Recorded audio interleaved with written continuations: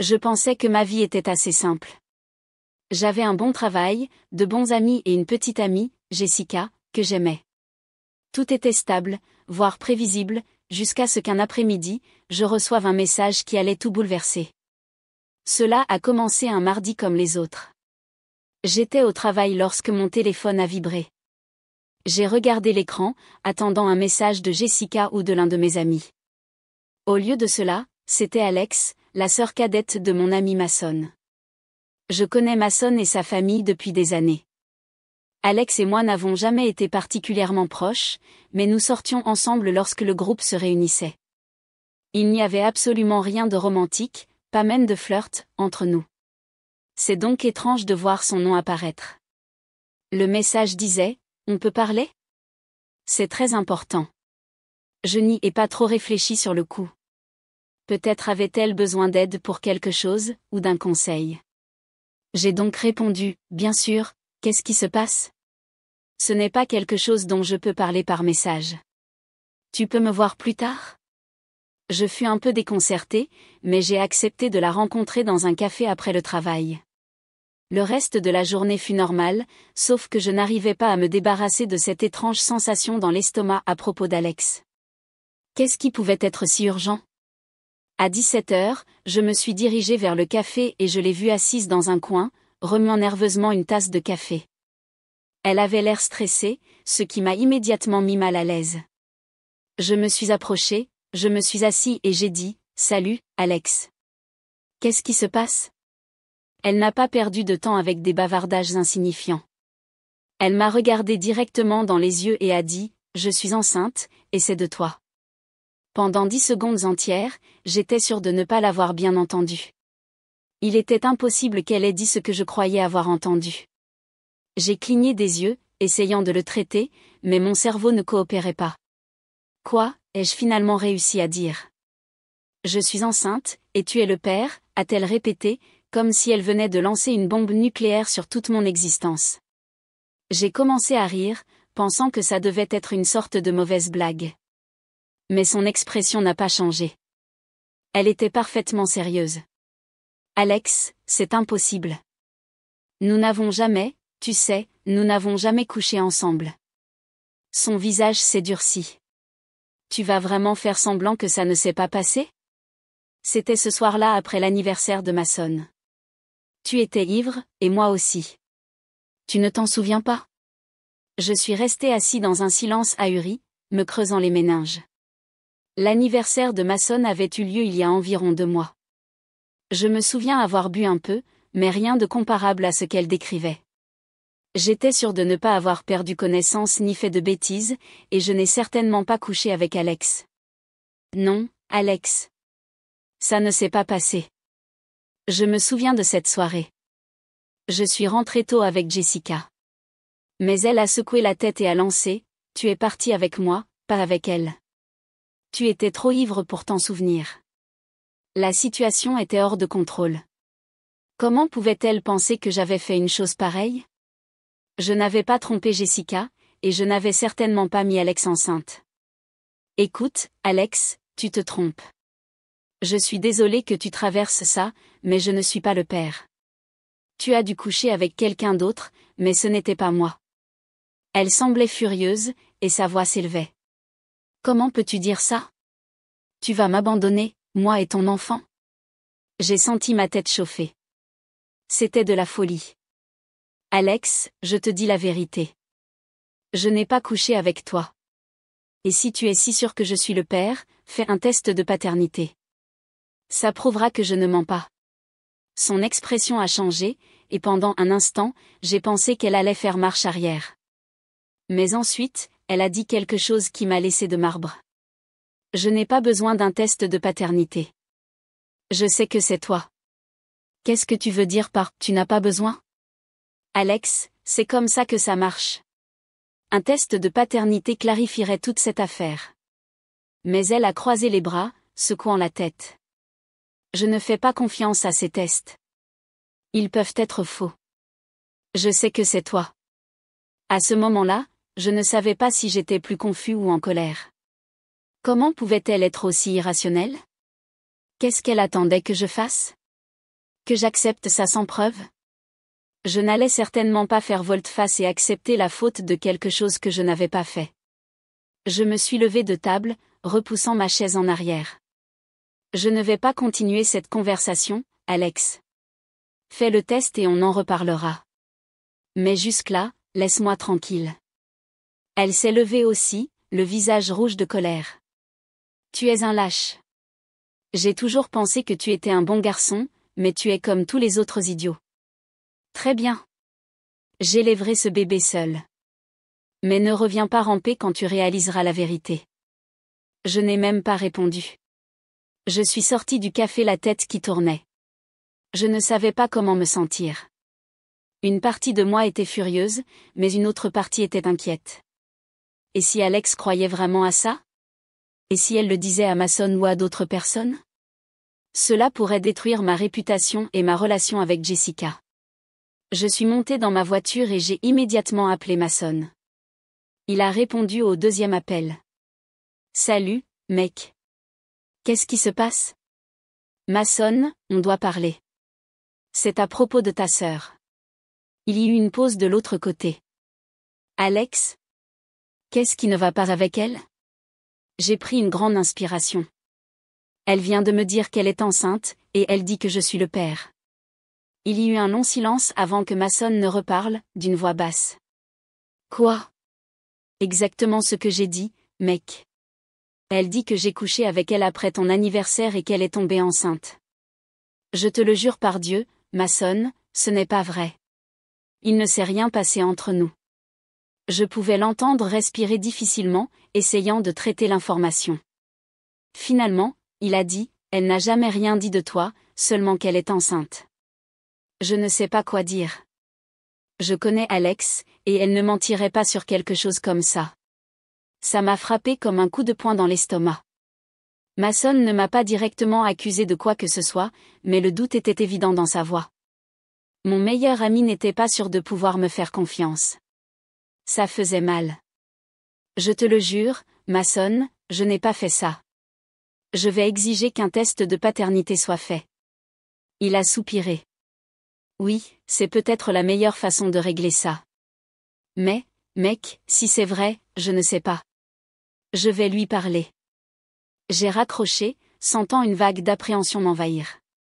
Une chose était qu'Alex fasse cette accusation sauvage, mais si Mason ou d'autres commençaient à la croire, cela pourrait devenir un cauchemar. Ce soir-là, je suis rentrée chez Jessica, et pendant quelques minutes, j'ai pensé à ne pas lui dire. Mais ça n'allait pas marcher. Je ne pouvais pas lui cacher quelque chose d'aussi grave. Jessica était assise sur le canapé lorsque je suis entrée. Elle a levé les yeux de son téléphone, souriante. Salut. Comment s'est passée ta journée, a-t-elle demandé. Je ne savais même pas par où commencer. Je suis restée dans l'embrasure de la porte, les mains dans les poches, et j'ai dit, on doit parler. Son sourire s'est estompé instantanément. Elle s'est redressée sur le canapé. Qu'est-ce qui se passe? Je me suis assis en face d'elle, le cœur qui battait fort dans ma poitrine.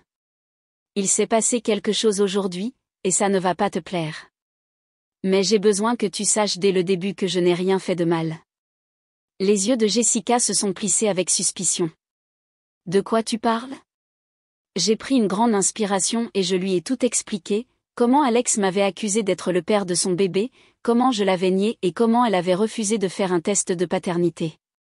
Je lui ai tout raconté, jusqu'aux mots exacts qu'Alex avait utilisés. Lorsque j'ai terminé, le visage de Jessica était pâle.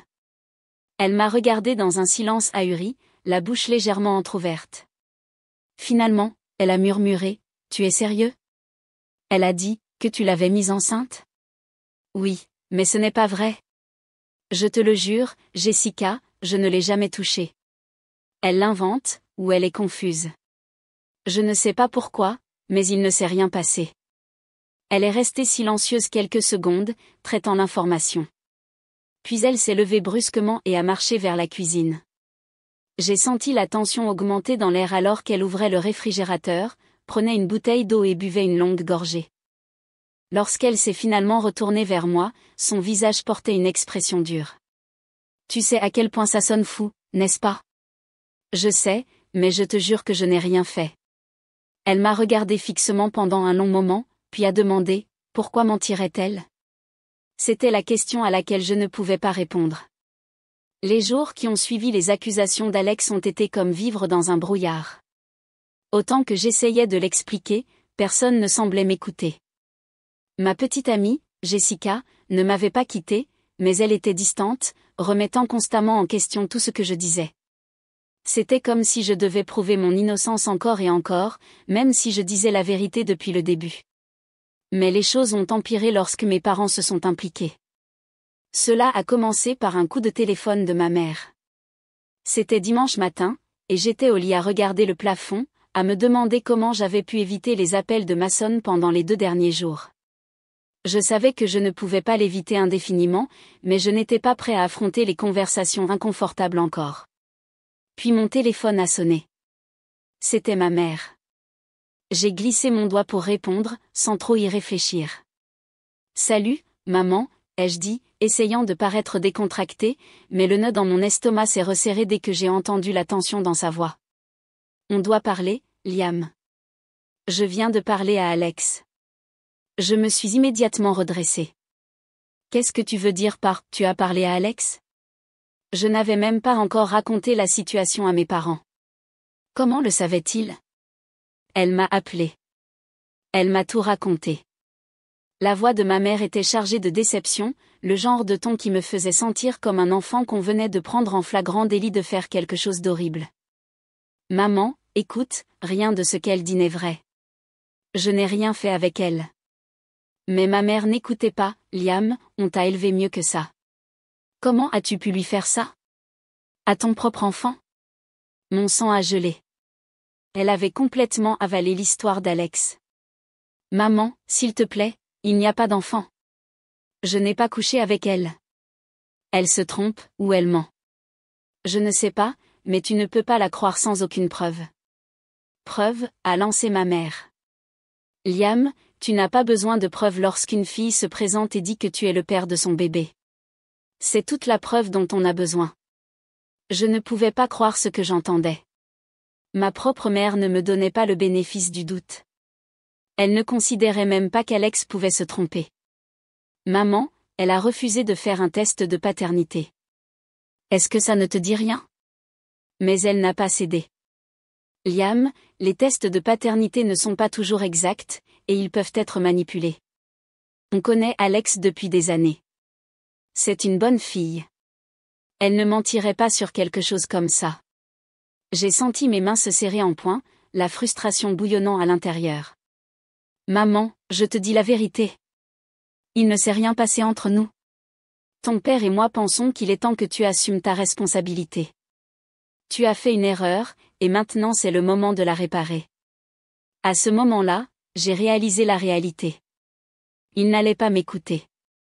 Il s'était décidé, et aucune supplication ne changerait ça. Maman, je n'ai commis aucune erreur parce que je n'ai rien fait. Elle ment.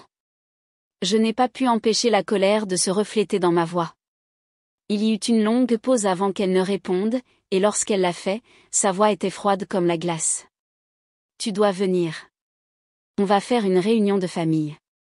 Ton père et moi devons te parler de ce qui va se passer maintenant. Mon cœur s'est rétréci. Je savais que ça n'allait pas bien se passer, mais je n'avais pas le choix. J'ai accepté de les rencontrer plus tard dans l'après-midi. Plus tard ce jour-là, je suis arrivée chez mes parents avec la peur qui me pesait sur les épaules. Je n'avais même pas dit à Jessica où j'allais. Elle me soupçonnait depuis des jours, et je n'avais tout simplement pas l'énergie de gérer ses inquiétudes à ce moment-là. Je suis montée à la porte principale et je suis entrée, accueillie par l'odeur familière de la cuisine de ma mère. Normalement, cette odeur aurait été réconfortante, mais aujourd'hui, j'avais l'impression d'entrer dans une embuscade. Mon père était assis à la table de la cuisine, le visage impassible et les bras croisés sur la poitrine. Ma mère était debout près des fourneaux, le dos tourné vers moi. Un silence gêné s'est installé lorsque je suis entrée. « Assieds-toi, Liam », a dit mon père sans me regarder. Je me suis assis à la table en face de lui, me sentant comme un enfant encore, sur le point d'être grondé pour avoir enfreint une règle. Mais il ne s'agissait pas d'une bêtise enfantine. C'était sérieux. On a parlé à Alex, a commencé mon père, la voix chargée de désapprobation, et on a décidé qu'il était temps que tu assumes tes responsabilités et que tu te comportes comme un homme. Papa, Laisse-moi finir, m'a-t-il interrompu. Tu as fait un gâchis, et maintenant c'est ta responsabilité de le nettoyer. On ne va pas te laisser fuir ça.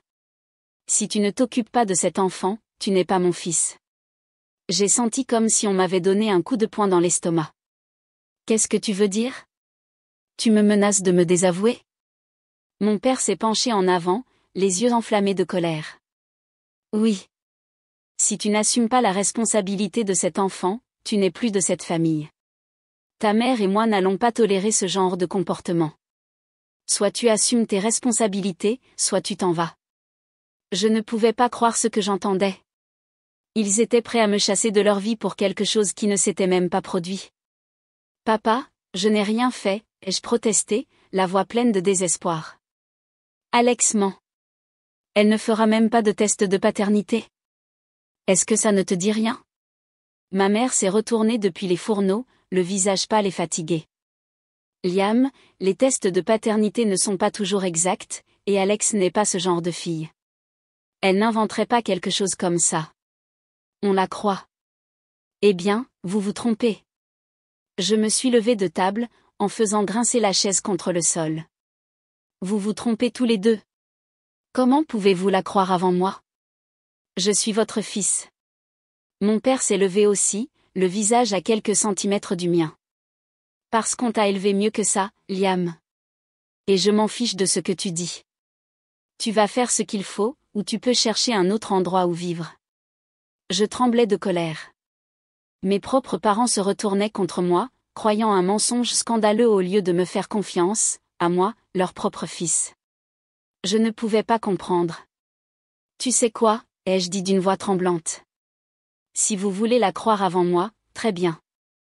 Mais je ne vais pas admettre quelque chose que je n'ai pas fait, et je ne vais pas être chantage pour assumer la responsabilité d'un enfant qui n'est pas le mien. Le visage de mon père s'est durci. Alors, tu es dehors. Fais tes valises et pars. Si tu ne vas pas être un homme dans cette affaire, tu n'es pas le bienvenu ici. Je les regardais fixement, incapable de traiter ce qui se passait. Ils étaient sérieux. Ils allaient vraiment me chasser pour ça. J'ai regardé ma mère, attendant un signe de compréhension, un signe qu'elle se mettrait de mon côté. Mais elle a simplement détourné le regard, refusant de me regarder dans les yeux. J'ai senti une vague de trahison si forte que j'ai failli tomber malade. Sans rien dire de plus, je me suis retournée et je suis sortie par la porte en claquant la porte. J'ai conduit jusqu'à mon appartement, abasourdi, l'esprit qui tourbillonnait. Comment mes parents pouvaient-ils me faire ça? Comment pouvaient-ils croire si facilement les mensonges d'Alex? Le poids de la situation était étouffant. Jessica ne me parlait pas, Mason m'évitait et maintenant mes propres parents m'avaient renié. J'étais complètement seule. Ce soir-là, je me suis assis dans mon appartement, regardant fixement mon téléphone. J'ai pensé à appeler Jessica, mais je n'ai pas osé le faire. La tension entre nous était devenue si épaisse que je n'étais même pas sûre qu'elle réponde. Et si elle le faisait, que lui dirais-je? Que mes propres parents m'avaient renié? Que personne ne me croyait? Que je perdais tout? J'ai fini par rester assis là, laissant l'obscurité s'installer, mes pensées tournant sans contrôle. Comment ma vie s'était-elle effondrée si rapidement? Il y a quelques semaines à peine, tout était normal. Maintenant, ma vie était un désastre. Je repassais encore et encore la conversation avec mes parents dans ma tête. Je ne pouvais pas comprendre comment ils pouvaient prendre le parti d'Alex si facilement. Comment pouvaient-ils me tourner le dos sans même me donner la chance de prouver mon innocence? Cela m'a fait remettre tout en question. Peut-être ne m'avaient-ils jamais vraiment fait confiance. Peut-être avaient-ils toujours attendu que je mette les pieds dans le plat, et c'était leur excuse pour enfin se débarrasser de moi. Je savais que je devais faire quelque chose. Je ne pouvais pas laisser les mensonges d'Alex détruire ma vie. J'avais besoin de trouver un moyen de prouver que je n'étais pas le père, que je n'étais pas responsable de son bébé. Mais comment? La réponse m'est venue soudainement, claire comme de l'eau de roche. J'avais besoin de parler à Alex à nouveau. Elle était la seule qui pouvait éclaircir ça. Si j'arrivais à la faire avouer la vérité, tout serait réglé. C'était ma seule option. J'ai pris ma veste et mes clés et je suis sortie par la porte. J'allais affronter Alex une fois pour toutes. Je suis arrivée à l'immeuble d'Alex, le cœur qui battait fort dans ma poitrine. Je n'étais pas sûre de ce que j'allais dire, ni de comment j'allais la faire avouer la vérité, mais je devais essayer. Je ne pouvais pas laisser ces mensonges continuer à détruire ma vie. J'ai frappé à la porte et, après quelques instants, Alex a ouvert. Elle semblait surprise de me voir. « Liam ? Qu'est-ce que tu fais là ?» a-t-elle demandé d'une voix prudente. Je suis entrée sans attendre une invitation. On doit parler. Elle a fermé la porte derrière moi, croisant les bras sur la défensive. De quoi ? Du bébé ? De ce mensonge que tu es en train de répandre. Ma voix était dure. Ses yeux ont brillé de colère. Ce n'est pas un mensonge. Tu es le père, et tu le sais. J'ai secoué la tête, essayant de garder mon calme. Non, je ne le suis pas. Je ne sais pas pourquoi tu fais ça, mais ça doit s'arrêter. Tu dois dire la vérité, Alex. Elle s'est moquée, se détournant de moi. Je n'ai rien à te dire. C'est toi qui fuis tes responsabilités. Ma frustration a débordé. Tu ne feras même pas un test de paternité. C'est tout ce que je demande. Si je suis le père, très bien, j'assumerai mes responsabilités. Mais je ne vais pas porter le chapeau pour quelque chose que je n'ai pas fait. Alex s'est retourné, le visage tordu par la rage. Tu es comme tous les autres, n'est-ce pas ? Toujours à chercher une échappatoire. Eh bien, devine quoi ? Tu n'y couperas pas. Ces paroles m'ont frappé comme une gifle. C'était comme si elle avait déjà décidé que j'étais coupable, quoi que je dise. Alex, c'est de la folie. Tu es en train de ruiner ma vie. Et pourquoi faire ? Qu'est-ce que tu gagnes à ça ? Elle m'a regardé fixement, la mâchoire serrée. Tu ne comprends pas, n'est-ce pas ? Je m'en fiche que tu me crois. Je m'en fiche que quelqu'un me croie. Je connais la vérité, et c'est tout ce qui compte. Je l'ai regardée fixement, réalisant à ce moment-là qu'il n'y avait aucun moyen de raisonner avec elle. Elle était engagée dans ce mensonge, quoi qu'il arrive.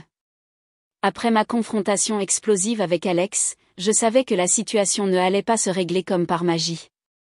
J'ai essayé de raisonner avec elle, de parler à mes parents et même de supplier Jessica de me croire, mais tout s'effondrait. Je me suis rendu compte que la seule façon de mettre fin à ce cauchemar était d'entamer des poursuites judiciaires. Le lendemain, j'ai pris rendez-vous avec un avocat, spécialisé en droit de la famille et en litige de paternité. Il s'appelait Carl Stevens, un type sensé. Je lui ai tout expliqué, comment Alex refusait de faire le test de paternité, comment mes parents m'avaient tourné le dos et comment ils m'accusaient d'être le père d'un enfant qui n'était pas le mien. Carl a acquiescé, écoutant patiemment. Quand j'ai fini, il a dit, il est temps de la forcer. Si elle n'accepte pas le test volontairement, on ira devant les tribunaux. La loi est de votre côté. J'ai senti un rayon d'espoir pour la première fois depuis des semaines. Je n'allais pas laisser les mensonges d'Alex me détruire plus longtemps. Quelques semaines plus tard, après avoir présenté les documents nécessaires et de nombreux échanges entre nos avocats, Alex a été légalement obligé de faire le test de paternité. Elle a essayé de s'y opposer au début, mais l'ordonnance du tribunal était claire. Elle n'avait d'autre choix que de s'y conformer. Le jour du test a été tendu. Nous sommes allés à la clinique séparément, à peine nous croisant du regard. Le personnel m'a frotté la joue et a prélevé l'échantillon d'Alex. Je connaissais la vérité, mais je sentais toujours un nœud d'angoisse dans l'estomac. Et si quelque chose tournait mal ? Et si le test n'était pas suffisant pour convaincre les gens ? Une semaine plus tard, j'ai reçu un appel de Carl. Les résultats étaient arrivés. Mon cœur battait fort alors que je l'écoutais lire le rapport.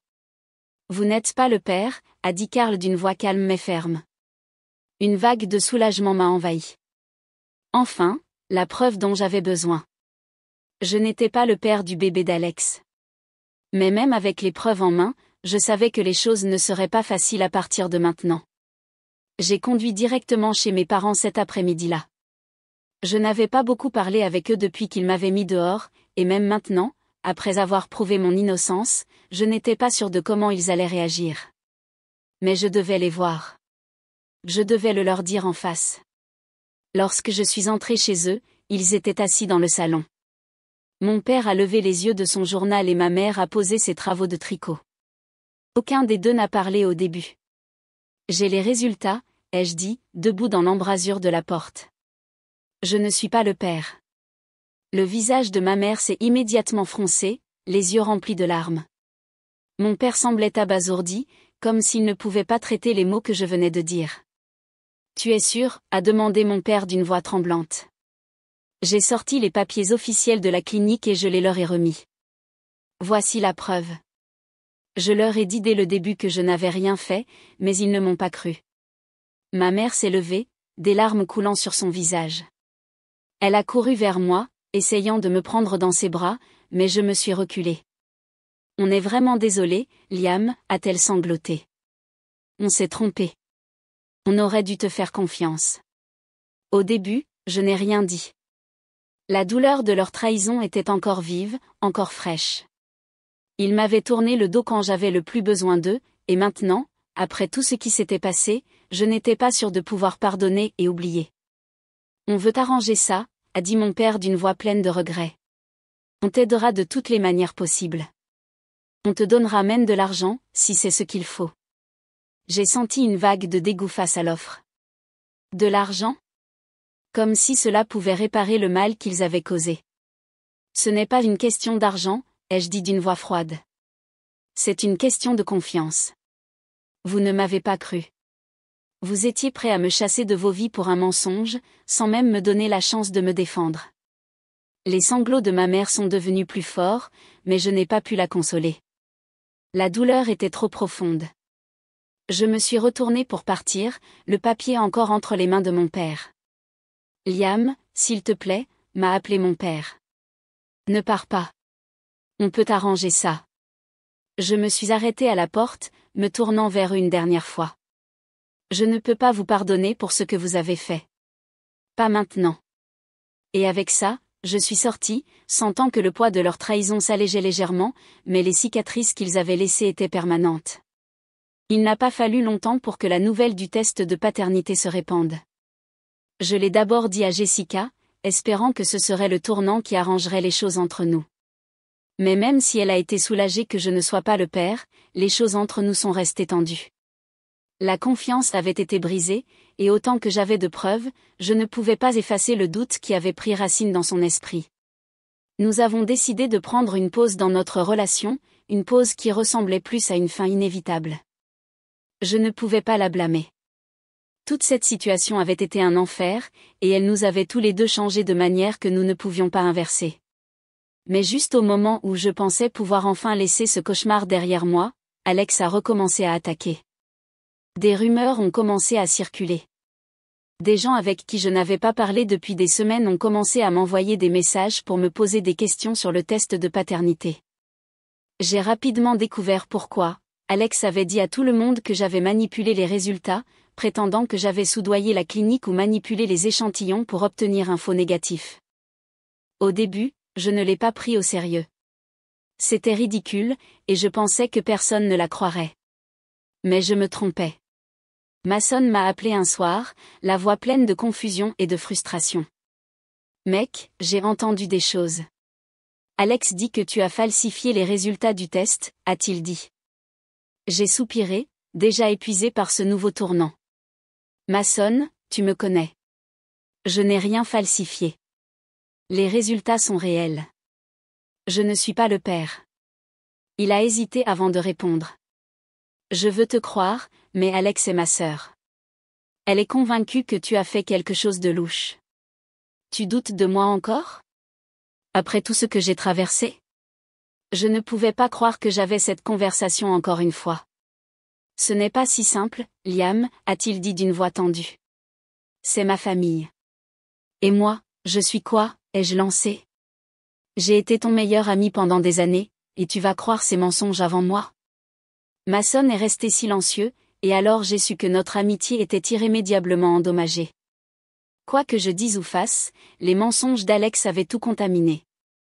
La situation a dégénéré. Alex avait répandu ses rumeurs si largement que même les gens du travail ont commencé à murmurer dans mon dos. Partout où j'allais, j'avais l'impression qu'on me regardait, les gens se demandant si j'avais vraiment falsifié le test, si je cachais un sombre secret. Le coup de grâce est arrivé lorsque Jessica m'a envoyé un texto de nulle part un soir. On doit parler, disait le message. Je savais ce qui se passait. Nous nous sommes rencontrés dans un café, le même endroit où tout ce bordel avec Alex avait commencé. Jessica s'est assise en face de moi, le visage plein d'un mélange de tristesse et de résignation. Je ne crois pas qu'on puisse continuer comme ça, a-t-elle dit d'une voix douce mais ferme. Il y a trop de doutes. Il s'est passé trop de choses, et je ne sais pas si je peux te faire confiance à nouveau. Je l'ai regardée fixement, le cœur serré. Jessica, je t'ai tout raconté. J'ai prouvé que je n'avais rien fait. Elle a secoué la tête, les yeux remplis de larmes. Ce n'est pas seulement le test, Liam. C'est tout. La façon dont les gens parlent, les rumeurs, les mensonges. Je ne peux pas vivre comme ça. J'ai besoin d'aller de l'avant. J'ai senti le sol s'ouvrir sous mes pieds. Alors, c'est fini? Après tout ce qu'on a vécu? Elle a hoché la tête, le visage plein de regrets. Je suis désolée. Je l'ai vue sortir du café, sachant que c'était le dernier clou dans le cercueil. Ma relation avec Jessica était terminée, et tout cela à cause des mensonges d'Alex. Je ne pouvais plus le supporter. Les rumeurs, les amitiés perdues, les relations brisées, c'était trop. Ce soir-là, j'ai pris une décision que je savais qui allait tout changer. Je veux voir Karl, mon avocat, demain matin. Je veux une ordonnance de non-rapprochement, ai-je dit d'une voix ferme mais déterminée. Je veux qu'Alex sorte de ma vie pour toujours. Karl m'a regardé surpris. Tu es sûr? C'est une mesure sérieuse. Je suis sûre, ai-je dit la mâchoire serrée. Elle a ruiné ma vie, et je ne vais pas la laisser continuer à avoir le moindre contrôle sur moi. Nous avons présenté les documents le jour même, et quelques semaines plus tard, l'ordonnance de non-rapprochement a été accordée. Alex avait légalement l'interdiction de me contacter, de répandre ses mensonges, de faire quoi que ce soit qui puisse encore plus nuire à ma vie. Mais même avec l'ordonnance de non-rapprochement, le mal était déjà fait. Ma relation avec mes parents était irréparable. Ils avaient essayé de me contacter, mais je les avais complètement coupés. Je ne pouvais pas leur pardonner la façon dont ils m'avaient abandonné, la facilité avec laquelle ils avaient cru les mensonges d'Alex au lieu de moi, leur propre fils. Quant à Mason, nous avons cessé de nous parler. Notre amitié, autrefois si forte, avait été brisée par les mensonges et la méfiance. Je ne le blâmais pas entièrement, c'était l'œuvre d'Alex. Mais le dommage était trop profond pour être réparé. Maintenant, j'étais seule, mais au moins j'avais ma liberté. J'avais coupé les liens toxiques qui m'avaient presque détruit, et j'étais prêt à reconstruire ma vie, pièce par pièce. Après avoir rompu avec mes parents et obtenu l'ordonnance de non-rapprochement contre Alex, je pensais que les choses pourraient enfin commencer à se calmer. Mais je me trompais. Mes parents n'étaient pas prêts à accepter que je ne les voulais plus dans ma vie. Ils ne croyaient pas avoir fait de mal. Pire encore, ils semblaient déterminés à reprendre le contrôle sur moi, même si cela signifiait recourir à des mesures extrêmes. Cela a commencé subtilement au début. Ma mère laissait des messages vocaux en s'excusant, insistant sur le fait qu'ils voulaient seulement mon bien. Mais derrière les excuses, il y avait une sensation de manipulation. Elle disait des choses comme « on t'a élevé mieux que ça » ou « la famille est avant tout ». Ce n'est pas toi-même. J'effaçais chaque message sans répondre. Une semaine plus tard, mon père a appelé mon patron, Frank. Je l'ai appris lorsque Frank m'a appelé à son bureau. Il m'a fait asseoir, l'air mal à l'aise, et m'a dit « Liam, ton père a appelé ce matin ». Je l'ai regardé fixement, stupéfait. « Quoi? Pourquoi ?» Frank a hésité. Il a dit qu'il était inquiet pour toi, que tu t'étais comporté de manière instable ces derniers temps. Il m'a demandé si j'avais remarqué quelque chose d'étrange dans ton travail. J'ai senti mon estomac se nouer. Mes parents essayaient de me saboter au travail maintenant? Franck, ça va. Je ne suis pas instable. Mes parents et moi avons quelques problèmes familiaux, mais je te jure que ça n'a rien à voir avec le travail. Franck a hoché la tête, mais j'ai pu voir le doute dans ses yeux. Écoute, je ne dis pas que je le crois. J'ai juste pensé que tu devais le savoir. Ce n'est pas la première fois qu'ils appellent. Je ne voulais pas le mentionner avant, mais... Ce n'est pas la première fois, ai-je interrompu, la voix pleine d'incrédulité. Franck s'est gratté la nuque, l'air mal à l'aise. Ils ont appelé il y a quelques semaines aussi. Ta mère, cette fois-là. Je lui ai dit la même chose que je te dis maintenant, il n'y a rien de mauvais dans tes performances ici. Mais tu sais comment ça se passe, si les gens commencent à entendre des choses, ils peuvent se faire une mauvaise idée. Je ne pouvais pas croire ce que j'entendais. Mes propres parents essayaient de ruiner ma réputation au travail. Je me sentais piégée, comme si autant que j'essayais de prendre mes distances avec eux, ils trouvaient de nouvelles façons de me ramener dans leur réseau toxique. Je suis vraiment désolée, Franck, ai-je dit, essayant de garder la voix ferme. Je m'assurerai que ça ne se reproduira plus. Mais ils n'attaquaient pas seulement mon travail. Ils avaient aussi commencé à contacter mes amis, en leur disant que j'étais malade mentalement, que je prenais des décisions irrationnelles en les écartant de ma vie. Mason m'a appelé un soir, confus. Liam, je ne sais pas ce qui se passe, mec, a-t-il dit, mais tes parents disent des choses assez étranges. Ils m'ont dit que tu avais eu une sorte de crise de nerfs, que tu étais paranoïaque et que tu ne pensais pas clairement. J'ai serré les poings, la colère bouillonnant en moi. Mason, ça va. Ils sont juste en colère parce que je ne les laisse plus me contrôler. Je ne sais pas, mec, a dit Mason d'une voix incertaine. Ce sont tes parents. Pourquoi mentirait-il à ce sujet? Parce qu'ils ne supportent pas que j'en ai fini avec eux. Ils feront n'importe quoi pour me faire passer pour le méchant. Je te le dis, Mason, ils manipulent tout le monde autour de moi. Mason est resté silencieux un instant, puis il a soupiré. Écoute, je te crois, mais, ils me rendent les choses très difficiles pour ne pas les écouter. J'ai raccroché furieux.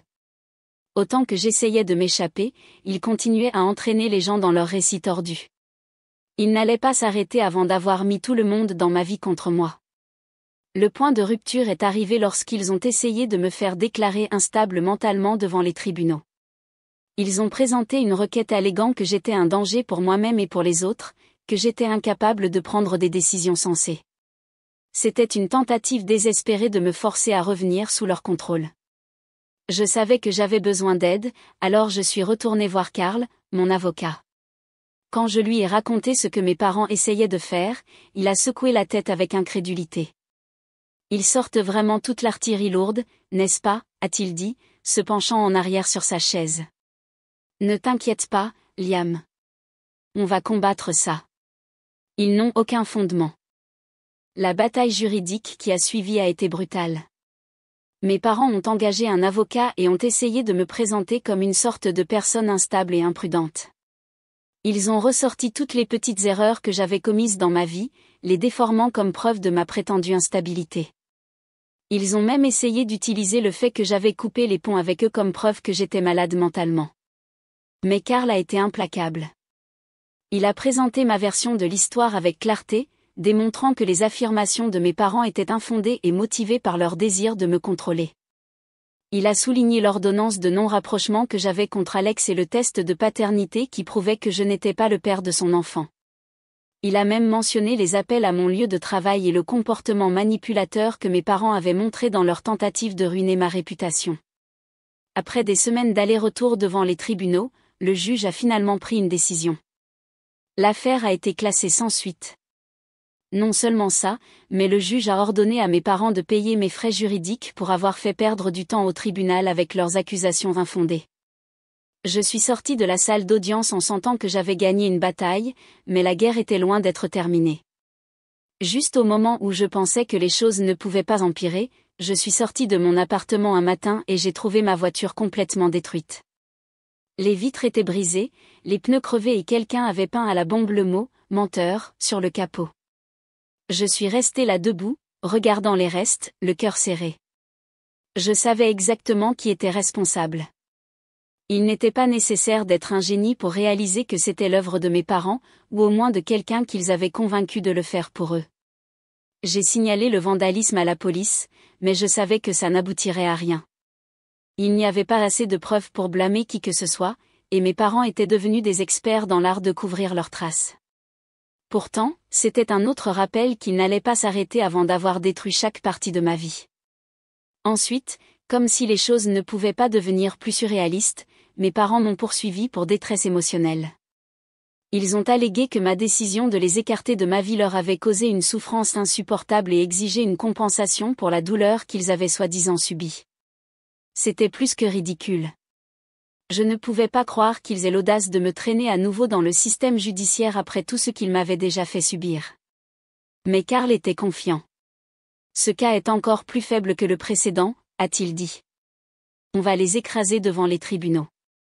Et il avait raison. Le juge a vu à travers leur tentative transparente de manipuler le système, classant l'affaire presque immédiatement. Non seulement ça, mais mes parents ont de nouveau été condamnés à payer mes frais juridiques. Cependant, c'était une victoire vide. Les dommages qu'ils avaient causés à ma vie ne pouvaient pas être réparés par une décision judiciaire. Mais la goutte d'eau qui a fait déborder le vase, c'est lorsqu'ils ont essayé d'organiser une réunion familiale dans mon dos. Je l'ai appris lorsque j'ai reçu un message de l'un de mes cousins, me demandant si j'allais à la grande réunion de famille, chez mes parents ce week-end. Je n'avais pas été invitée, bien sûr. Mes parents essayaient d'utiliser le reste de la famille pour m'encercler et me réconcilier avec eux. Ils pensaient que s'y impliquait suffisamment de personnes, je n'aurais d'autre choix que d'y aller et de faire la paix. J'ai rappelé Karl et je lui ai raconté ce qui se passait. Il a soupiré, clairement frustré. Il est temps de prendre des mesures plus drastiques, Liam. On doit obtenir une ordonnance de non-rapprochement contre tes parents. Au début, j'ai hésité. C'étaient mes parents, après tout. Mais après tout ce qu'ils avaient fait, essayer de ruiner mon travail, mettre mes amis contre moi, me traîner devant les tribunaux, détruire ma voiture, je me suis rendu compte que je n'avais pas d'autre choix. Si je ne me défendais pas maintenant, ils ne s'arrêteraient jamais. Nous avons demandé l'ordonnance de non-rapprochement, après quelques semaines de procédure judiciaire, elle a été accordée. Mes parents avaient officiellement l'interdiction de me contacter directement ou indirectement. S'ils essayaient de m'appeler, de m'envoyer un courriel ou de me contacter par l'intermédiaire de toute autre personne, ils violaient l'ordonnance. Ce fut une victoire douce amère. J'avais gagné la bataille juridique, mais au prix de ma famille. Je savais que je ne pourrais jamais avoir une relation normale avec mes parents à nouveau. Ils avaient franchi trop de lignes, ils avaient fait trop de mal. Il n'y avait pas de retour en arrière. Dans les semaines qui ont suivi, j'ai commencé à ressentir un sentiment de paix que je n'avais pas ressenti depuis longtemps. Pour la première fois depuis des mois, je ne regardais pas constamment par-dessus mon épaule, attendant la prochaine attaque. Je ne gérais pas les rumeurs, les batailles judiciaires ou les sabotages. J'ai commencé à me concentrer sur la reconstruction de ma vie, pas à pas. J'ai déménagé dans un nouvel appartement, loin de l'endroit qui était devenu un champ de bataille. J'ai repris contact avec quelques amis qui m'avaient soutenu en tout temps et j'ai commencé à suivre une thérapie pour surmonter les cicatrices émotionnelles que mes parents avaient laissées. Ce n'était pas facile, mais je savais que j'avais pris la bonne décision. Éloigner mes parents de ma vie avait été l'une des choses les plus difficiles que j'ai jamais faites, mais c'était nécessaire. Je ne pouvais pas laisser leur toxicité me détruire davantage. Et petit à petit, j'ai commencé à retrouver une nouvelle sensation de normalité. J'ai commencé un nouveau travail, j'ai rencontré de nouvelles personnes et, pour la première fois depuis très, très longtemps, j'ai commencé à sentir que j'avais le contrôle de ma propre vie à nouveau. La douleur de perdre ma famille était toujours là, mais elle ne me consumait plus. J'avais appris à mes dépens que parfois, les personnes que l'on est censé aimer le plus sont celles qui peuvent le plus vous blesser. Mais j'ai aussi appris que j'avais la force de m'éloigner, de me protéger de ceux qui m'avaient trahi. Au final, j'ai trouvé la paix. Non pas parce que tout était parfait, mais parce que j'avais repris le contrôle de ma propre vie. J'avais survécu à la tempête et j'étais enfin libre d'aller de l'avant sans le poids de la manipulation de mes parents qui me freinaient. Malgré toute la douleur, la colère et la trahison, j'avais trouvé quelque chose de plus important, moi-même.